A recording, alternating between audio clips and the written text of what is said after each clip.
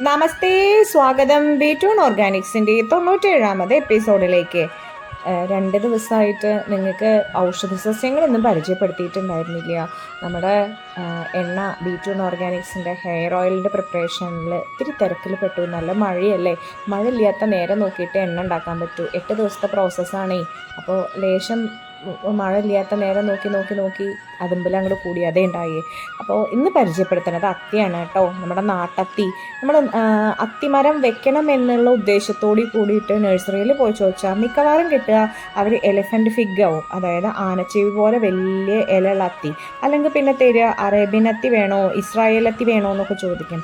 ഈ അറേബ്യൻ അത്തി നല്ല മധുരമുള്ളതാണ് കേട്ടോ. ഇസ്രായേലി അത്തിക്ക് ധാരാളം കായ്കളുണ്ടാവും. അത് പഴുത്താൽ അധികം നിറമൊന്നും ഉണ്ടാവില്ല, ഒരു ബ്രൗൺ കളറാണ്. പഴുക്കാൻ ഇത്തിരി ബുദ്ധിമുട്ടാണ്. ഇനി നമ്മുടെ നാട്ടത്തിയാണ് നമ്മൾ സാധാരണയായിട്ട് ഉപയോഗിക്കുന്നത് മരുന്നിന്. നല്ല ഉയരത്തിലാണ്, നല്ല ബലമുള്ളതാണ് കേട്ടോ. നൂറ്റാണ്ടുകളോളം ആയുസ്സുള്ളതാണ് നമ്മുടെ അത്തി.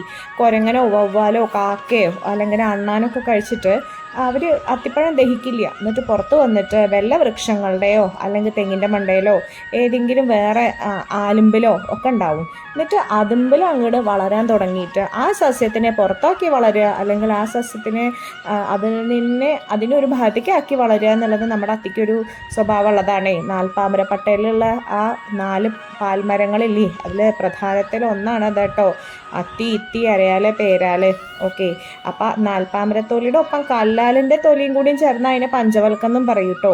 തൊലിയും കായും വേരും ഒക്കെ ഔഷധമാണ്. അത്തിപ്പഴവും പഞ്ചസാരയൊക്കെ ഉപയോഗിച്ച് കഴിഞ്ഞ് കഴിഞ്ഞാൽ നവദ്വാരങ്ങളിലൂടെയുള്ള രക്തസ്രാവം നമുക്ക് ഒഴിവാക്കാൻ പറ്റും.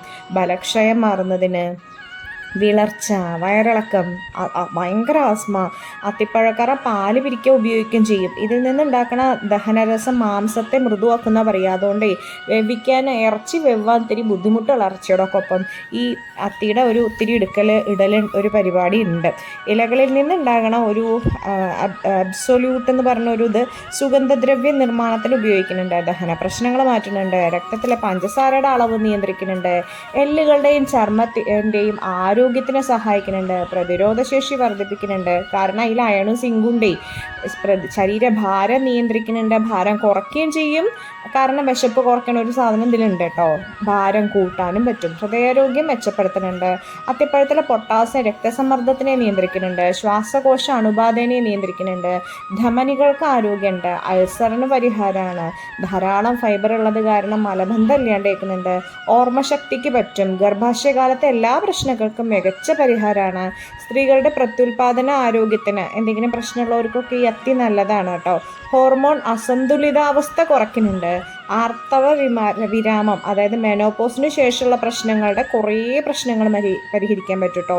ഫാറ്റ് നല്ലോണം കുറയ്ക്കും, കൊളസ്ട്രോൾ കുറയ്ക്കും, അർശസ്, ഫിസ്റ്റുല അതൊക്കെ മാറുന്നുണ്ട്. മദ്യപാനം കാരണമുള്ള ലിവർ സംബന്ധമായ അസുഖങ്ങൾ അത്തിക്ക് കുറയ്ക്കാൻ സാധിക്കും. അപ്പം അത്തിയുടെ ഇല നോക്കിക്കോളൂ കേട്ടോ, ഇതാണ് നാട്ടത്തി. ഇത് നമ്മൾ സാധാരണ കാണുക വല്ല വക്കരേമ്പിലോ അല്ലെങ്കിൽ വീടിൻ്റെ മുകളിലോ ഓടിൻ്റെ മുകളിലോ ഒക്കെയാണ്. അപ്പം കണ്ട സൂക്ഷിക്കുക. നമ്മുടെ അത്യാവശ്യം വേണ്ട, നമ്മുടെ തൊടിയിൽ വേണ്ട ഒരു മരമാണ് കേട്ടോ.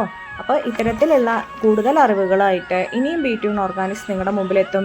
അതിനായിട്ട് ഞങ്ങൾക്ക് നിങ്ങളുടെ സപ്പോർട്ട് ധാരാളം ആവശ്യമുണ്ട്. അപ്പോൾ സബ്സ്ക്രൈബ് ചെയ്യാണ്ട് ആരെങ്കിലും കാണുന്നുണ്ടെങ്കിൽ സബ്സ്ക്രൈബ് ചെയ്യുക.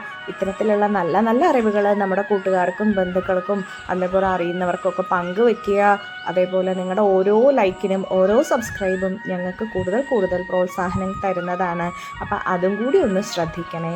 കാരണം നമ്മളിത് കാണുന്നുണ്ട്, നിങ്ങളൊക്കെ അത് പ്രതികരിക്കുന്നുണ്ട് എന്ന് മനസ്സിലാവുമ്പോൾ നമുക്ക് ഓരോ വീഡിയോസ് ചെയ്യാനും കൂടുതൽ ഉത്സാഹം തോന്നുകയാണ്. കാരണം നമ്മുടെയും കൂടിയും കടമയാണ് ഇത്തരത്തിൽ വംശനാശം സംഭവിച്ചുകൊണ്ടിരിക്കുന്ന നാട്ടുമരങ്ങളെയും നമ്മുടെ നാട്ടുവൈദ്യത്തിൽ ഉൾപ്പെടുന്ന മരങ്ങളെ, അതിലെ ഔഷധങ്ങളെയൊക്കെ നിങ്ങൾക്ക് പരിചയപ്പെടുത്തി തരാനും ഈ കെമിക്കൽ ഫ്രീ ആയിട്ടുള്ള ജീവിതത്തിലേക്ക്, ഓർഗാനിക് ലൈഫിലേക്ക് നിങ്ങളെ കൂടി ഉൾപ്പെടുത്താനും അല്ലെങ്കിൽ നിങ്ങളുടെ കൂടി ശ്രദ്ധ അത്തരത്തിലേക്ക് കൊണ്ടുവരാനുള്ളത് നമ്മുടെയും കൂടി ഒരു കടമയും കർത്തവ്യമായിട്ട് കാണുകയാണ്. കാരണം എന്തിലും ഏതിലും മായം ചേർക്കുന്ന ഈ കാലഘട്ടത്തിൽ പ്രകൃതി തന്നെ നമുക്ക് തന്നിട്ടുള്ള ഒരുപാട് വരദാനങ്ങളുണ്ട്. സത്യം പറഞ്ഞു കഴിഞ്ഞാൽ ഓരോ ചെടിയും ഓരോ കൽപ്പവൃക്ഷങ്ങളാണ്. അതിനെപ്പറ്റി അറിയുമ്പോഴാണ് നമ്മൾ അതിനെ പറ്റിയിട്ടും അതിൻ്റെ ഉപയോഗങ്ങളെ പറ്റിയിട്ടും എന്തുകൊണ്ട് ഞാൻ ഇതുവരെ ഇതിനെ പറ്റിയിട്ട് ചിന്തിച്ചില്ല, അറിഞ്ഞില്ല, ഞാൻ ഇത് നോക്കാമായിരുന്നു എന്ന തരത്തിൽ നമ്മൾ ചിന്തിക്കണമെങ്കിൽ നമുക്ക് ആ ചെടീനെ പറ്റിയിട്ട് അറിയണം. പണ്ടൊരു വൈദ്യരെ ശിഷ്യനോട് പറഞ്ഞ പോലെ ഉപയോഗമില്ലാത്തൊരു ചെടി എടുത്തുകൊണ്ടുവരാൻ പറഞ്ഞു അത്രേ.